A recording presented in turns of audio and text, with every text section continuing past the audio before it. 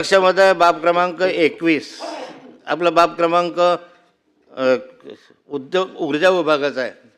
सौरच्या संदर्भामध्ये अनुदान आपण या ठिकाणी दिलेलं आहे सप्लिमेंटरी डिमांडमध्ये.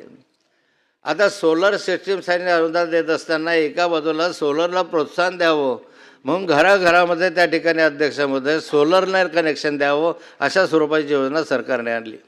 3 kV पर्यंत कनेक्शन देण्यासाठी सबसिडी सरकारने त्या ठिकाणी दिली. आता सबसिडी घेऊन मोठ्या प्रमाणावर त्या ठिकाणी बहुतेकांनी आपल्या घरावर सोलर बसवले, रूफटॉप म्हणून सोलर बसवले. हां सोलर बसवले. काहींनी 5 kV पर्यंत केले, काही 4 kV पर्यंत, काही 2 kV पर्यंत केले. पण अध्यक्ष महोदय आता हे सगळं व्यवस्थित सेट झालेलं असतानासुद्धा मागच्या आठवड्यामध्ये सरकारने एक आपल्या वीज मंडळाने एक फतवा काढला की आता यापुढे तुम्हाला ते 3 kVच्या जी वीज वापरत असताना त्या वीज वापरावर त्यांनी बंधन असं आणलं की तुम्ही मागच्या वर्षभरामध्ये जे घरामध्ये वीज वापरली त्याचा ॲव्हरेज काढून तेवढंच फक्त तुम्हाला वीज वापरीसाठी आणि त्या सोलरसाठी परवानगी देण्यात येईल, अन्यथा नाही. एका क्षणामध्ये बटन दाबलं सभापती महोदय वरून ते आपल्या प्रकाशगडमधून आणि साऱ्यांच्या कनेक्शन एका क्षणात बंद केले की तुम्ही मागच्या वर्षीचे एरियाज भरा आणि मग तुम्हाला कनेक्शन देते. मला वाटतं धोरणात्मक बदल एवढ्या क्षणामध्ये करून तुम्ही मग सोलर सिस्टीमला प्रोत्साहन देता म्हणता. सोलर बसवल्यानंतर परत मागच्या कालखंडामध्ये एरियाज वसूल करायला लागले. काही लोकांनी त्या ठिकाणी एका वर्षाचं ॲव्हरेज काढायचं कसं, कारण बऱ्याच ठिकाणी काही असतं की 1 वर्ष घरामध्ये काही घरं भाड्यानं देतात, काही महिना दौऱ्यावर गेले किंवा महिना सहलीवर गेले तर त्यातली वीज वापर कमी असतो. मग एका ठिकाणी वीज वापर कमी दाखवत असताना त्या ठिकाणी सोलरच्या ठिकाणी जे ॲग्रीमेंट केलेलं आहे, जे तुम्ही ठरवलेलं आहे, जे तुम्ही त्याच्यानुसार 3 kVचं कनेक्शन दिलेलं आहे त्यानुसार करा ना. अचानक अशा स्वरूपाचे बदल करत असताना राज्यामधल्या सगळ्या वीज ग्राहकांना अडचणी आता आणण्याचं काम सरकारच्या माध्यमातून आज होत आहे. माझी मागणी राहणार की पूर्वीसारखं धोरण ठेवा जे तुम्हाला द्यायचं. आता म्हणतं की सबसिडी जास्त होते, कमी होते. अरे जास्त कमी तर तुम्ही काय त्याच्यासाठी योजना आणतात. दुसरा सभापती महोदय, शेतकऱ्यांमध्ये फार मोठ्या प्रमाणात नाराजी या संदर्भातली अशी आहे की या ठिकाणी सोलर सिस्टीमने कृषी पंपांना कनेक्शन द्यायचे.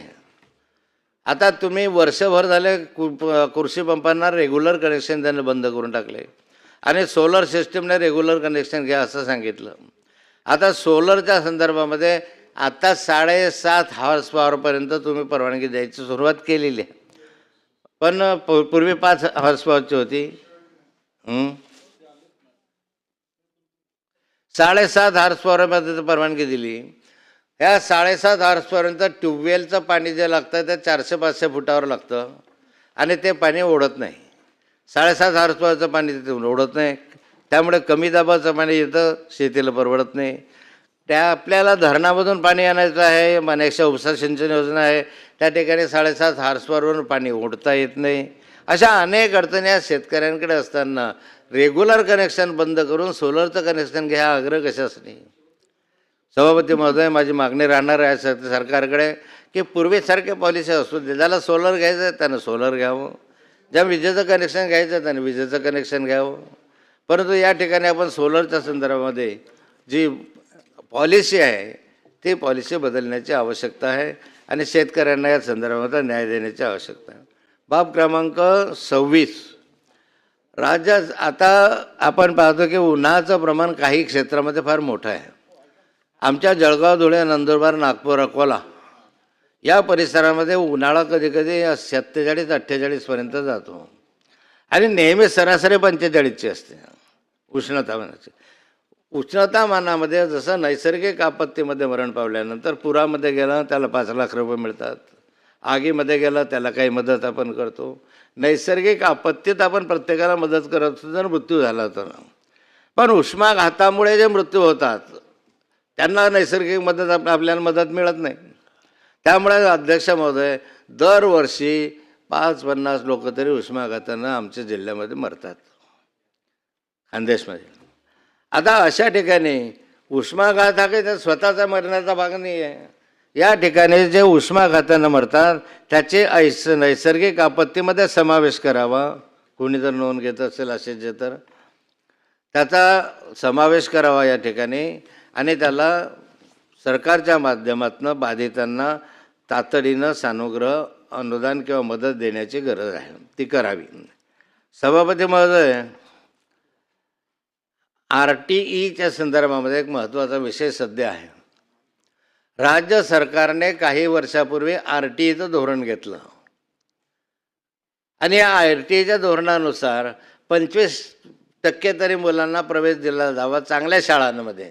हेतू फार सुंदर आहे, चांगला आहे आणि त्यामुळे चांगल्या शाळांमध्ये प्रवेश व्हायला लागले. गोरगरीब माणसाची मुलं हे त्या चांगल्या शाळांमध्ये प्रवेश घेऊन RTEमध्ये यायला लागले. आणि आता असं झालं आहे की खूप मोठ्या प्रमाणात RTEमध्ये प्रवेश घेतल्यानंतर बऱ्याचदा अडचणी अशा यायला की त्या ठिकाणी सभापती महोदय की RTEचं अनुदान अद्याप मिळालं नाही. काही ठिकाणी 2-2 कोटी 4-4 कोटी अनुदान थकलेलं आहे. एकतर पहिली गोष्ट अनुदान दिलं नाही, ते द्यावं. आणि दुसरं महत्त्वाची बाब अशी आहे अध्यक्ष महोदय की आता RTEच्या संदर्भामध्ये राज्य सरकारने मागच्या आठवड्यामध्ये एक फतवा काढला आणि हा फतवा असा काढला त्याच्यामध्ये अध्यक्ष महोदय की RTEच्या शाळांमध्ये जर प्रवेश घ्यायचा असेल तर तुमच्या घरापासून ते 1 किलोमीटरपर्यंत शाळा असेल तरच तुम्हाला प्रवेश मिळेल. 1 किलोमीटरच्या वर गेलं तर तुमच्या मुलांना प्रवेश मिळणार नाही. मग सभापती महोदय, प्रत्येकाला 1 किलोमीटरच्या परिघामध्ये शाळा असेलच असं नाही. आता आमच्याकडे पाहतो आम्ही तर 1 किलोमीटरमध्ये एकही शाळा बसत नाही. 1 किलोमीटर पूर्वी असं होतं की 3 किलोमीटरपर्यंत आणि आवश्यकता बसला 3 ते 8 किलोमीटरपर्यंत त्यांना प्रवेश द्यावा अशा स्वरूपाच्या सूचना होत्या. आत्ता 8 दिवसापूर्वी हा आदेश निघाला की त्याला 1 किलोमीटरपर्यंतच करता येईल. मग आता 1 किलोमीटरपर्यंत बहुतांशी 90% विद्यार्थी असे आहेत की ज्यांना 90% विद्यार्थ्यांना त्या ठिकाणी प्रवेश मिळणार नाही आहे. मग मुलं कोण असतात? RTEमध्ये प्रवेश घेणारे श्रीमंतांचे पोरं असतात का? RTEमध्ये प्रवेश घेणारा मागासवर्गीय आदिवासी आहे, गोरगरीब माणूस आहे. हो, अशा ठिकाणी राज्य सरकारने असा फतवा काढण्याची आवश्यकता आहे.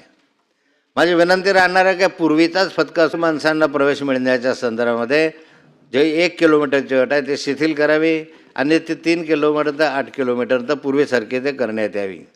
बाब क्रमांक 40च्या संदर्भात आपल्या बोलतोय. आणि जे थकीत अनुदान आहे शाळांचं ते तातडीनं देण्यात यावं. अध्यक्ष महोदय, बाब क्रमांक 21, राज्यातील केळी उत्पादकांना निर्यातक्षम व्यवस्था करण्याच्या दृष्टिकोनानं काही पायाभूत सुविधा देण्याची गरज आहे.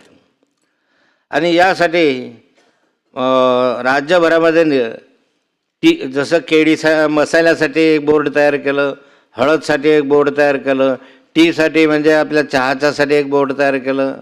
हे बोर्ड तयार करत असताना केळीसाठी सुद्धा केळी उत्पादक शेतकऱ्यांना निर्यातक करण्यासाठी केळी बोर्डाची स्थापना करण्यात यावी, जेणेकरून त्या ठिकाणी चिलिंग सेंटर असतील, अन्य गोडाऊन्स असतील, निर्यातक्षम व्यवस्था करण्याच्या संदर्भात साठवणुकीचे केंद्र असतील, त्यांना मार्गदर्शन करण्याचं केंद्र असेल, संशोधन केंद्र त्याच्या माध्यमातून आपल्याला उभं करता येईल. अशा स्वरूपाचं एक अधिकृत प्रस्ताव हा केंद्र सरकारकडे पाठवावा आणि या ठिकाणी ते द्यावं. सभापती महोदय, RTEच्या संदर्भामधला आपला शालार्थ ID च्या संदर्भामधला जो विषय आहे, बाब क्रमांक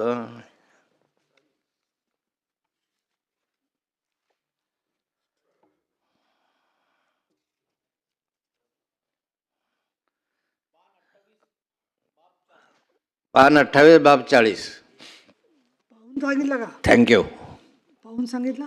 शालार्थ IDच्या संदर्भामधला एक विषय राज्यभर गाजतोय. गेले 1 वर्ष झाले. शाळांमध्ये बोगस शिक्षक भरती करणे आणि हे बोगस शिक्षक भरती करण्यासाठी हजारो शिक्षकांकडून मोठ्या प्रमाणावर डोनेशन घेतलं, पैसे घेतले आणि बनावट कागदपत्र तयार केले. बनावट कागदपत्र तयार करून या शिक्षकांची भरती त्या ठिकाणी केली. 2012 पासून तर 2025 पर्यंत त्यांना अशा स्वरूपाच्या भरतीला हा घोटाळा या राज्यामधला सर्वात मोठा घोटाळा आहे. या राज्यामध्ये आतापर्यंत झाला नाही एवढा मोठा घोटाळा या अनुदानाच्या माध्यमातून आज होत आहे. शाळेमध्ये शिक्षक भरत असताना या ठिकाणी मी स्वतः मागच्या अधिवेशनात निवडून आल्यानंतर पहिल्या अधिवेशनामध्ये मागणी केली होती की याची SITची चौकशी करा. त्याप्रमाणे माननीय मुख्यमंत्र्यांनी या सभागृहामध्ये सांगितलं होतं की SITची चौकशी करू. त्याप्रमाणे SITच्या चौकशा सुरू झाल्या. पण 1 वर्ष झाले, 1 वर्ष झालं, याच्या संदर्भात काही अधिकाऱ्यांवर गुन्हे दाखल झाले. पण ज्या संस्था चालक आहेत ज्यांनी या संदर्भामधले असे बोगस भरती केले, बनावट कागदपत्र तयार केले, निव्वळ कागदपत्रच तयार केले असं नाही आहे, तर त्यामधून त्यांचं 2012पासून तर मागचं जे काही असेल ॲरियस, ते ॲरियस पण सरकारच्या तिजोरीतनं काढून घेतले.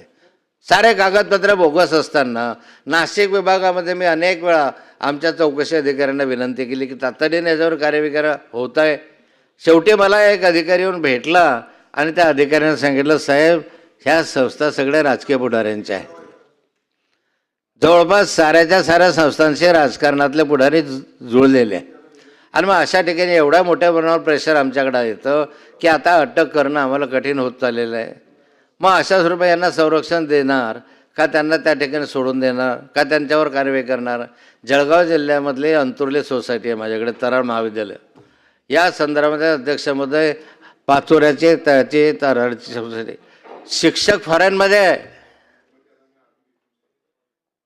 तिथला लावणारा शिक्षक जो आहे तो फॉरेनमध्ये आहे आणि पगार अंतुर्लीकडून घेतो आहे, पाचोऱ्यामधून घेतो आहे.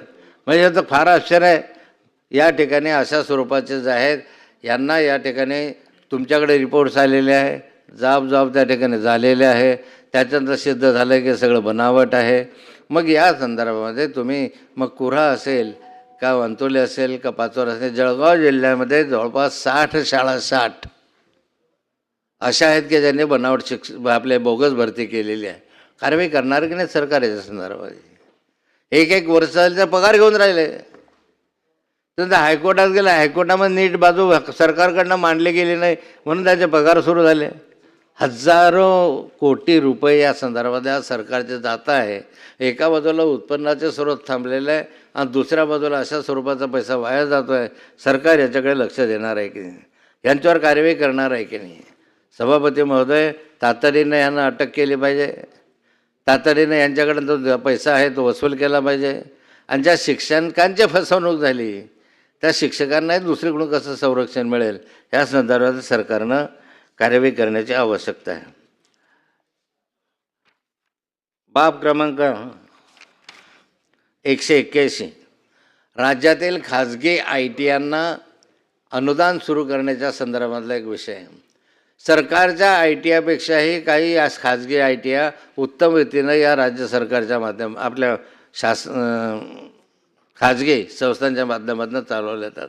परंतु अनुदान नाही, कुठल्याही गोष्टीचं त्यांना अनुदान नाही, कुठल्याही गोष्टीचे उत्पन्नाचे स्रोत नाही आहे. सरकारने या सर्व शिक्षकांना जे खाजगी अनुदाने खाजगी शाळांमध्ये आहेत ITच्या, त्याच खाजगी ITयातल्या यांना वेतन देण्याची आवश्यकता आहे, त्यांना सारी सवलत देण्याची आवश्यकता आहे. अध्यक्ष महोदय, बाब क्रमांक 191, दिव्यांग कुटुंबातील कर्ता पुरुष किंवा महिला यांचा मृत्यू झाल्यास मिळणारे 20,000 रुपयाचे अर्थसहाय्य वाढवून 50,000 रुपये करण्यात यावे.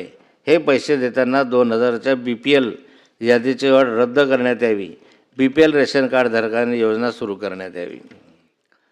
सातपुडा पर्वतरांगामधील वनाच्या संदर्भामधला आहे. अंगणवाडीत मिळणारा सध्याचा पॅकेटमधील गोष्ट बाब क्रमांक 27, पृष्ठ क्रमांक 19.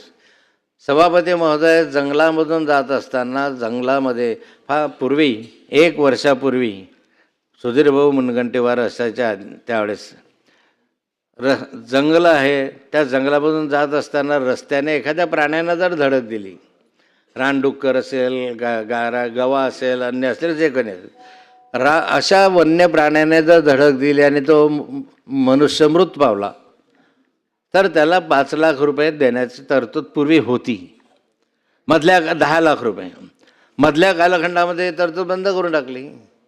पण तो जर वन्य प्राण्यामुळे मरत असेल, त्याच्या धडकेमुळे मरत असेल, त्याच्या चावल्यामुळे मरत असेल, तर त्याला ही आता सरकार काय म्हणतं, आमच्या जंगलात नाही मरण पावला, तो जंगलातल्या रस्त्यात मरण पावला. अहो, रस्त्यामध्ये काय येतो, जंगलातून इकडून तिकडे उडे मारतो म्हणूनच रस्त्यात येतो की नाही. म्हणून या ठिकाणी पूर्वीसारखं जंगलामधल्या वन्य प्राण्यांनी धडक दिल्यामुळे जर कोणाचा मृत्यू झाला असेल तर त्याला त्या ठिकाणी हे 10 लाख रुपयाचं अनुदान तातडीनं सुरू करण्यात यावं अशी सरकारकडे मी मागणी करणार आहे. बाब क्रमांक 177, अंगणवाडीत मिळणारा सध्याचा पॅकेटमधील पोषण आहार अत्यंत निकृष्ट दर्जाचा आहे. हा आहार मुले खात नाहीत. त्यामुळे ही पद्धत बंद करून पूर्वीप्रमाणे अंगणवाडीत शिजवलेला ताजा व सकस आहार देण्याची आवश्यकता आहे. सगळ्या योजना हे ठेकेदारांसाठी आहे. मग शालेय पोषण सकस आहार योजना असतील, काही मुलं खात नाही, फेकून देतात, त्याचा वास येत राहतो, अळ्या असतात, परंतु ठेकेदाराचे पोटं भरायचे असतात, पोट भरायचं असतं, म्हणून ह्या योजना तुमच्याकडे सुरू आहे. कुठे भांडी वाटपची योजना असेल, कुठे याच्या वाटपची योजना असेल. काय फायदा होतो अशा योजनांचा माहिती नाही. म्हणून सकस धान्य करत असताना अशा स्वरूपाचे फळं द्या, केळी द्या, त्याच्या माध्यमातून आणि एक हे करावं. अध्यक्ष महोदय, मी बाकीच्या मागण्या या सभागृहात मांडलेल्या आहेत, पण मी सरकारला वारंवार सांगणार आहे की उत्पन्नाचे स्रोत वाढवा. खर्च मोठ्या प्रमाणावर होत आहे, त्याच्यात कपात करा. खर्चामध्ये बचत केल्याशिवाय उत्पन्नाचे स्रोत वाढणार नाही. आणि प्लॅन एक्सपेंडिचर वाढवला पाहिजे, नॉन प्लॅन एक्सपेंडिचर कमी केला पाहिजे. याकडे सरकारने लक्ष द्यावं. जय हिंद, जय महाराष्ट्र.